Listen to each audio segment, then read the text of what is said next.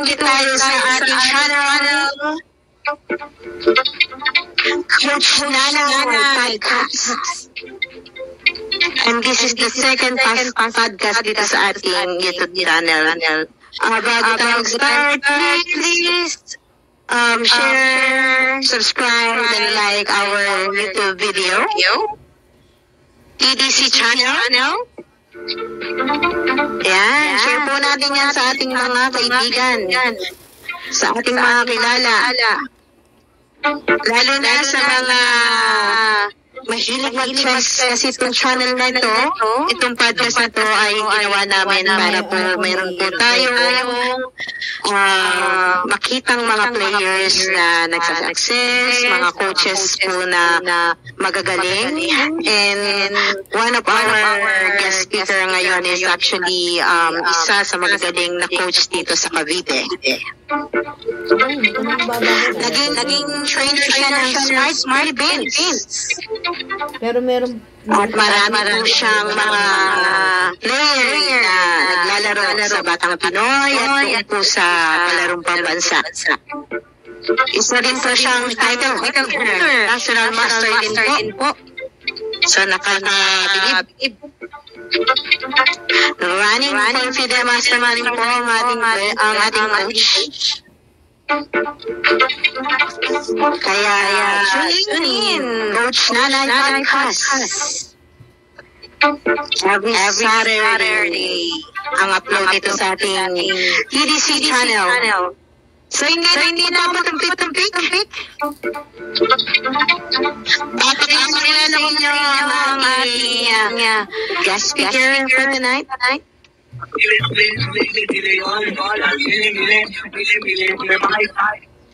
Ang ating guest speaker ay isa po sa malapit naming coach kasi siya po ang mga nag-train o siya po ang nag-train sa aking mga estudyante. Kaya kilalang kilala ko ito. At napakabait na coach po nito. At marami po siyang alam. Kaya marami kayong matututunan sa kanya. So excited na ako ipakilala sa inyo. Di na ako magpapatumpik-tumpik. Nandito na po. Please welcome our guest for tonight.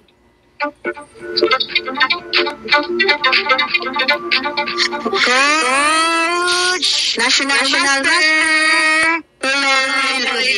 Palakpakan natin siya. Hello, good evening. Hello, good evening, Coach. Ayan, hindi masyadong kita yung ano mo. Ayan, kita na ang kagwapuhan ng ating coach. Sige, Coach, medyo lumapit ka pa sa camera para kita nila. Kailangan mag-stasya ko. Lagyan mo ng light ng konti para kita yung mata mo, mukha mo. Ayan. Pares pa rin tayo nakagay. Hindi tayo nag-usap niyan, ha?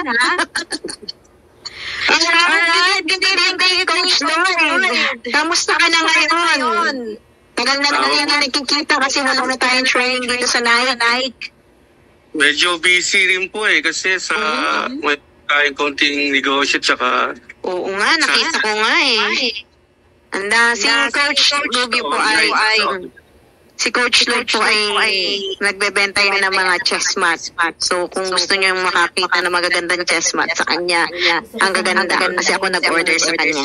Diyan lang siya sa Facebook. Actually, tinatag na ako. So, makikita niyo po yun dun sa wall ko paano siya makontak. Again, so Coach, kamusta na? Sobrang busy mo today and for the past few weeks. Ano na ba ang progress natin? Are we handling ba some teams? Are you still on with us? Nasa online pa rin ako tsaka sa mga on-the-board trainings. Tayo sa Little Scout Chess Club. Tapos online rin tayo. Sa Little Scout. Tsaka may rin natin si Little Scout dito, no, Coach?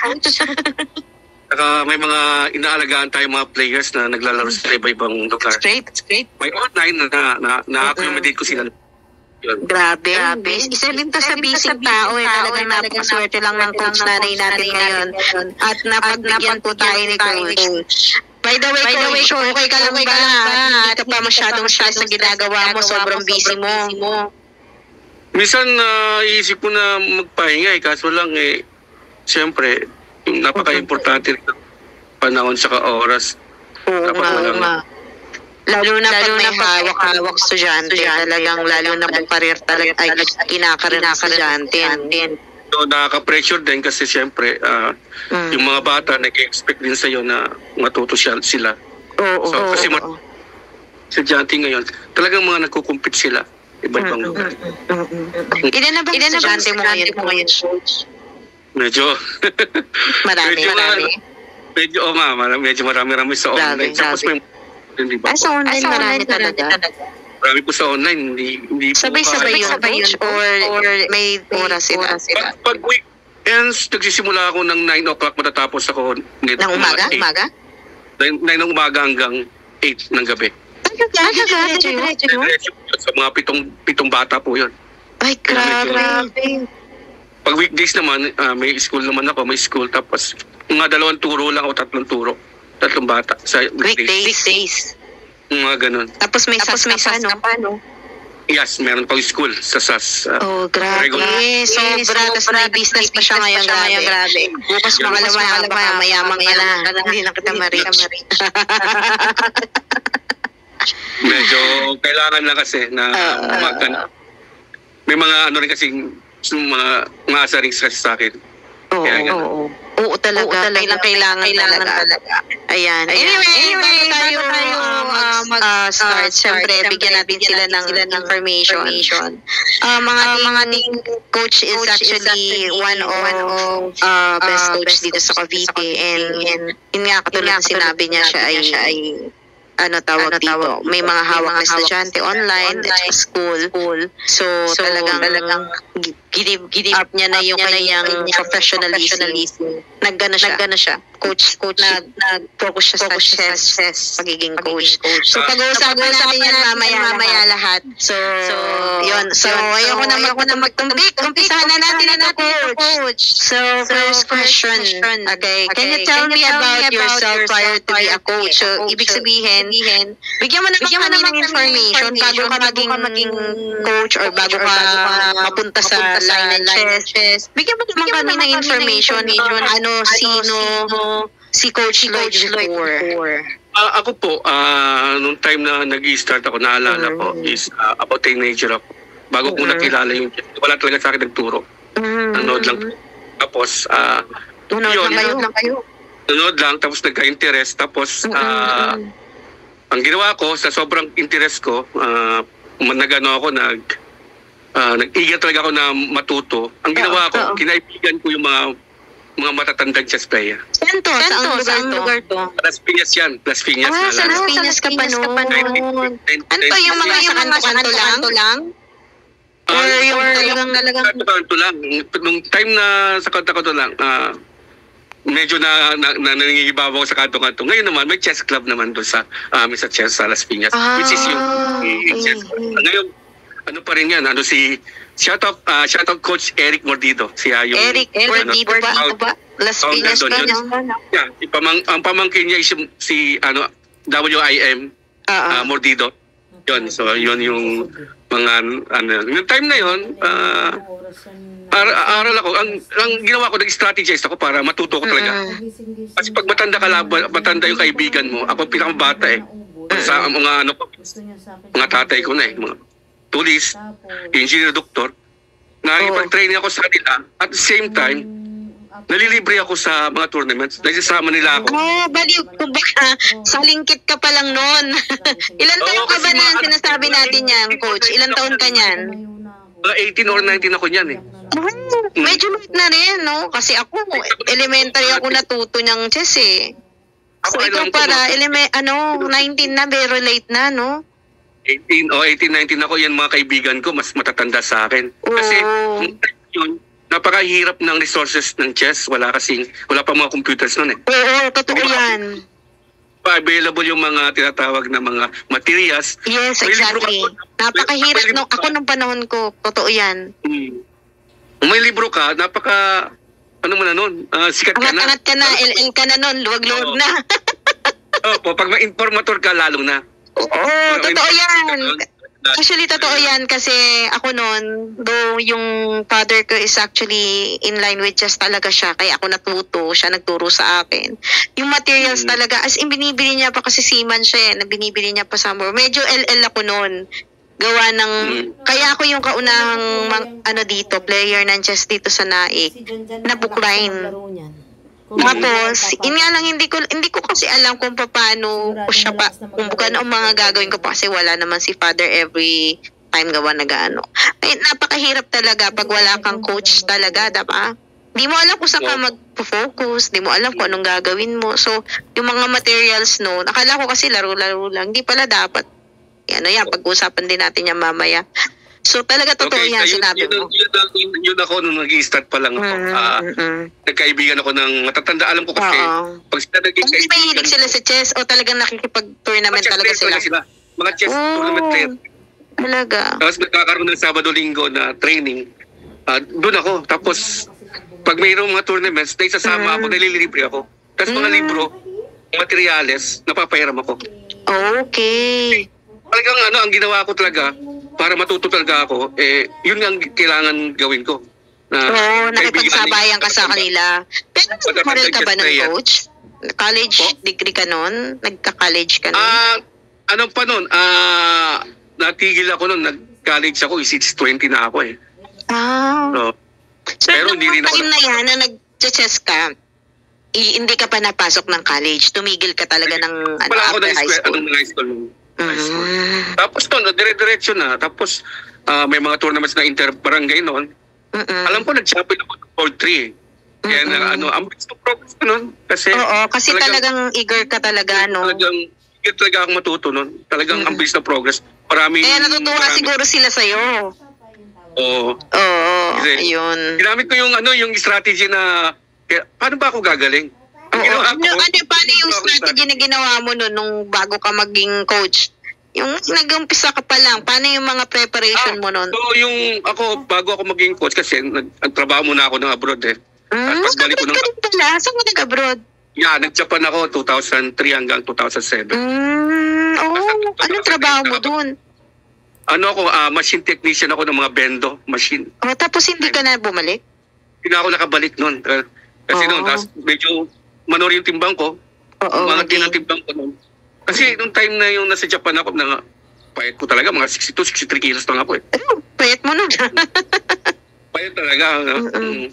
Tapos yun, nakapag-asawa kasi ako, tapos yun, hindi na ako Tapos 2009, doon ako nag-start mag-coaching. Hindi talaga ako mag-coach kasi nag-player ako Tapos natigil ako mag-chess ngayon kasi nagtrabaho ako abroad. Tapos pag andun pa rin chess, di mawala sa atin. Tapos 2009, nagpatulong player ka pa bago ka mag-coach? As in talagang more on book ka lang? Tapos laban-laban, ganun lang? More on games ako, mga tournaments. Naalala ko mga tournaments doon, nakapag-champion na rin ako. Paano ka nagpe-prepare? Kasi kung sarili mo lang opening, may nagturo ba sa'yo? Ano ba yung maganda opening? Nagtitrain talaga ako ng mag-isa, tapos nagtitrain din ako. May kasama ako. Talaga mag-isa nag-a-analyze? Nagtitrain ako ng mga openings ko. Preparation ko sa opening, train talaga ako. Kasi noon, available ang mga libro noon Mga time na yun. Tinuluan ka ba nila kung paano to? Kasi syempre, ako sa totoo lang nung panahon ko noon, kahit may libro ko, hindi ko maintindihan. Ako naman kasi, i-apply sa sarili mo, paano mo siya naintindihan? Naiintindihan ko na kasi siya. Kasi nung time na 2002, 2003, may mga libro na rin ako paano time.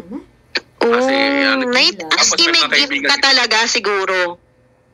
Mag-gift ka talaga siguro kasi totoo, mahirap siyang intindihin pagka ikaw lang walang nagturo sa'yo. Actually, sa ngayon nung nakikita ko kung paano ka nagtuturo, doon lang ako nabibigyan ng knowledge kung ano pala yung dapat na ituro at paano mo siya i-analyze. Kasi time na yun kasi noon, parang experience na rin siyempre. Totally marami pa sa atin dito sa Cavite na magagaling pa, mas magagaling pa. Marami daw talaga. Ang number one na player talaga ng chess is mga Caviteño talaga. Marami magagaling coaching player, marami po talaga. Ayun. And then, make you decide na to choose this coach path? Like, this coaching path? Ano yung naging, magko-coach na ako. Tama na ako sa tournament. Pero alam ko nagto-tournament ka pa rin no? Opo, ngayon po, bali tumigil na rin ako kasi parang nagpo-focus na lang ako sa mga bata.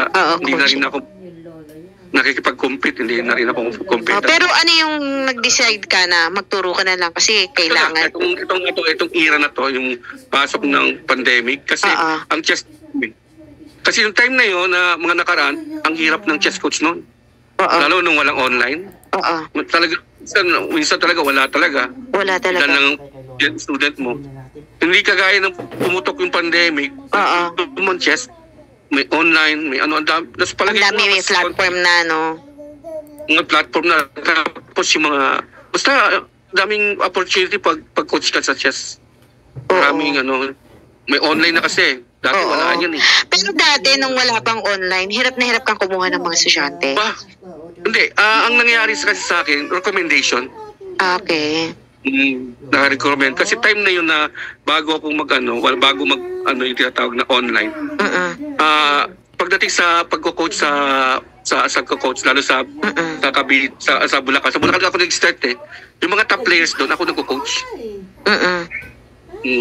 I see. So, kasi naman struggle mo noon na harap nung nagpe-play ka ng chess tsaka yung nagko-coach? Siyempre, pagko-coach mo time na yun, hindi naman talaga siya ganun kalaki yung pag-bayad eh. Tapos, limited lang naman yung nagko-coach mo. Siyempre, pag meron kang, lalo pag may pamilya ka, paano mo naman sila bubuhay sa ganun? Kasi yung pagko-coach nun, parang wala talaga.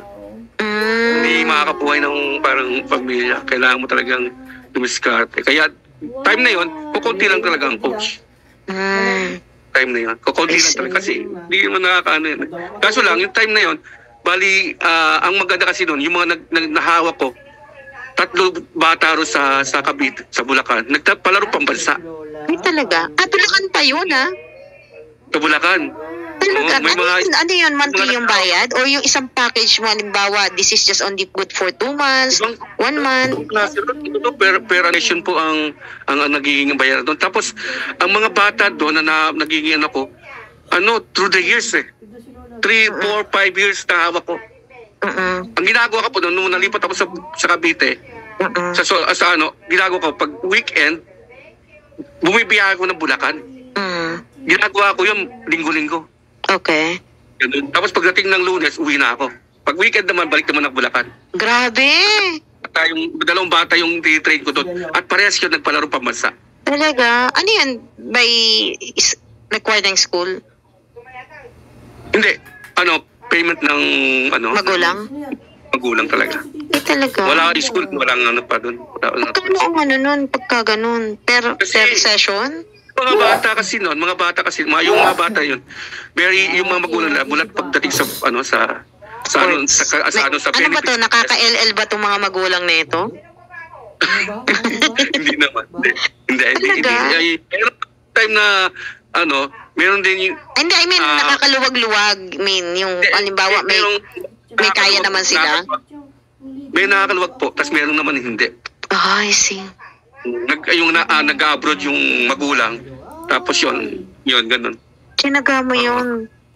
Tapos, kasi yung bata kasi talaga potential siya na... Iba ka talaga, Coach Lloyd. Alam mo, sa totoo lang, kaya isa ka din sa naging na-invite ko dito sa podcast is just only to give inspiration sa mga tao, tsaka sa mga magbigay din ng sa ibang mga players. Talaga kasi depende yan sa coach eh.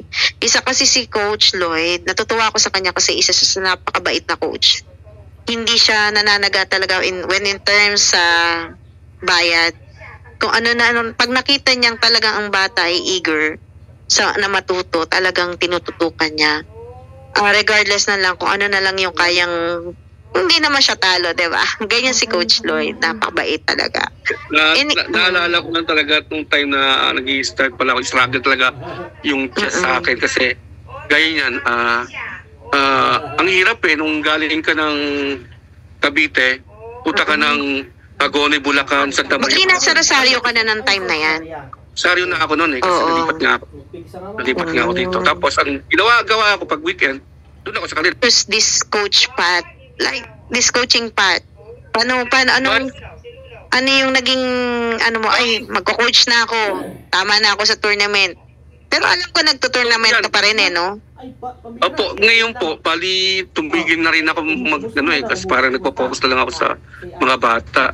Hindi na rin ako nakikipag-compete, hindi na rin ako compete. Pero ano yung nag-decide ka na magturo ka na lang kasi kailangan? Itong era na to, yung pasok ng pandemic, kasi ang chess, kasi yung time na yun, na mga nakaraan, ang hirap ng chess coach no?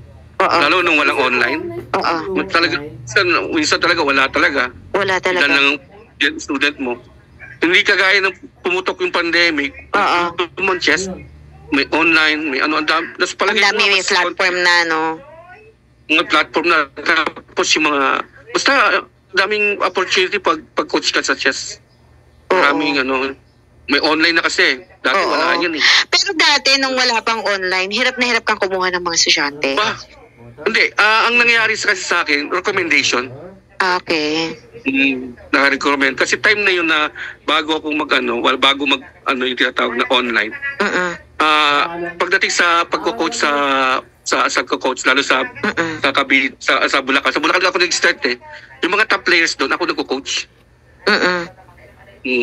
I see. So, ano yung struggle mo noon na harap nung nagpe-play ka ng chess tsaka yung nagko-coach? Siyempre, pagko-coach mo time na yun, hindi naman talaga siya ganun kalaki yung pag-bayad eh. Bayad, Tapos, limited lang naman yung niko-coach mo. Siyempre, pag meron kang, lalo pag may pamilya, paano mo naman sila bubuhay sa ganun? Kasi yung pagko-coach nun, parang wala talaga. Hindi makakabuhay ng parang pamilya. Kailangan mo talagang umiskarte. Kaya, time na yun, kukunti lang talaga ang coach. Time na yun. Kukunti lang talaga. Kasi, hindi mo nakakaano yun. Kaso lang, yung time na yun, bali, ang maganda kasi nun, yung mga nahawak ko, 3 bata ro sa Cavite, sa Bulacan. Nagpalaro pambansa. Ay talaga? Bulacan pa yun Sa Bulacan. Talaga? Ano yun? Monthly yung bayad? O yung isang package mo, halimbawa, this is just only good for 2 months, 1 month? Per session. Per session po ang nagiging bayaran doon. Tapos, ang mga bata doon na nagiging through the years 3, 4, 5 years na hawak ko. Ang ginagawa ko po noon, nung nalipat ako sa Cavite, ginagawa ko, pag weekend, bumibiyahe ko ng Bulacan. Ginagawa ko yung linggo-linggo. Okay. Ganun. Tapos pagdating ng Lunes, uwi na ako. Pag weekend naman, balik naman ng Bulacan. Grabe! Yung 2 bata yung day-trade ko doon. At parehas siya nagpalaro pambansa. Talaga? Ano yan? By required ng school? Hindi. Payment ng magulang? Magulang talaga. Talaga? Wala school, walang pa doon. Magkano ang nun pagka ganun? Per session? Mga bata kasi, yung mga bata yun, yung mga magulang nila, mulat pagdating sa Ano ba to? Nakaka-LL ba itong mga magulang na ito? Hindi naman. Hindi. Time na, meron din yung... Hindi, I mean, nakakaluwag-luwag. Yung, halimbawa, may kaya naman sila. May nakakaluwag po, tapos meron naman hindi. I see. Nag-abroad yung magulang, tapos yun, ganun. Sinaga mo yun. Tapos, kasi yung bata kasi napaka talaga potential siya na... Iba ka talaga, Coach Lloyd. Alam mo, sa totoo lang, kaya isa ka din sa naging na-invite ko dito sa podcast is just only to give inspiration sa mga tao, tsaka sa mga magbigay din ng sa ibang mga players. Talaga kasi nasa depende yan sa coach eh. Isa kasi si Coach Lloyd, natutuwa ako sa kanya kasi isa sa napakabait na coach. Hindi siya nananaga talaga when in terms sa bayad. Kung pag nakita niyang talagang ang bata ay eager na matuto, talagang tinututukan niya. Regardless na lang kung ano na lang yung kayang, hindi naman siya talo, diba? Ganyan si Coach Lloyd, napakabait talaga. Naalala ko lang talaga nung time na nag-i-start pala ako, struggle talaga yung chess sa akin kasi gaya niyan, ang hirap nung galing ka ng Cavite, punta ka ng Agone, Bulacan, Santa Maria. Nasa Rosario ka na ng time na yan? Rosario na ako noon kasi nalipat nga ako. Nalipat nga ako dito. Tapos ang gawa ko pag weekend, doon ako sa kanila. Minsan kasi may mga player na ano, 'di ba, yung itinuro mong opening hindi naman 'yun ang i-apply. Oo, kasi meron kasing gano'n, lalo pag short of preparation. Ang kailangan mo na lang gawin, mostly, ang ginagawa ko talaga ay kailangan mapalakas yung ano nila, yung ano nila, yung calculation technique. Calculation, oo. Tapos yung understanding about position. May mga train para talaga dyan. Actually, coach, nung nag-train ka dito sa amin, ang dami ko pa rin natutunan.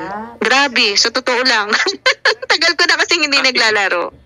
Pero nung hinawakan mo kami, ako'y nakikinig-kinig lang. Tapos pagka nagpapuzzle nga lang din ako and ano. Alam mo ba nung nagkipaglaro na ako sa mga matatanda na hindi ko natatalo noon? Imagine mo, natalo ko. Ay, kung ganun lang pala talaga ang chess, kailangan may magaling lang talaga magpapaliwanag sa'yo. Ang magandang benefits dyan sa chess kasi, usually, syempre, gaya nito, maganda yung chess ngayon. Yung era ng chess ngayon pumuto. Syempre, maganda yung, yung foundation. Pasok ng income. Sa iyo, sa income benefits mo as sabi income. mong coach makakabuhay pamilya ngayon, makakabuhay pamilya na. Hindi katulad ng araw, Hindi katulad ng araw ngayon. Yun ang benefit. Yun nga po, yun ang mga benefits ngayon ng pagiging coach. Saka marami ka rin makikilala na mga interesting people. Yun. Tapos makakapunta ka sa mga iba't ibang klaseng lugar. Naranasan ko yan mapunta ka sa iba-ibang klaseng lugar. Ano na ba yung mga lugar na napuntahan mo? Ilocos, marami na Ayan, chance na napuntahan ko.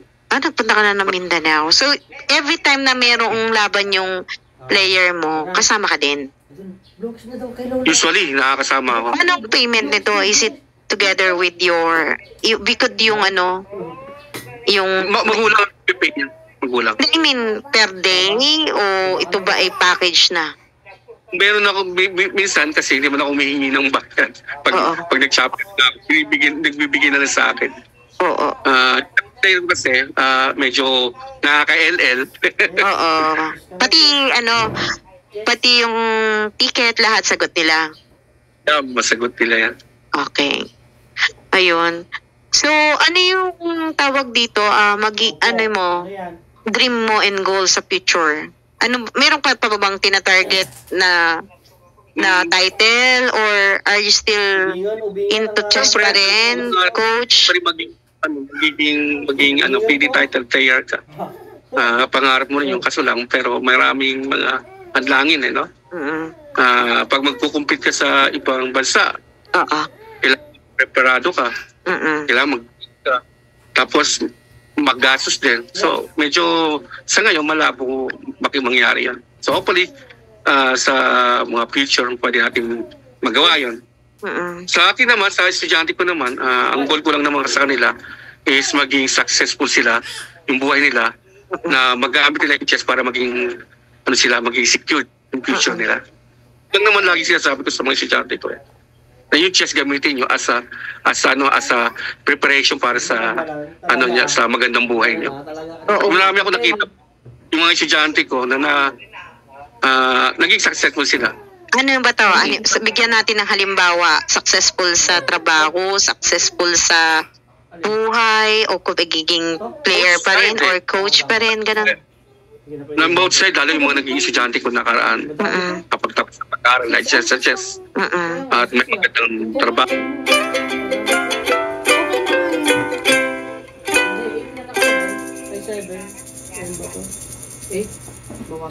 Isali ka dito.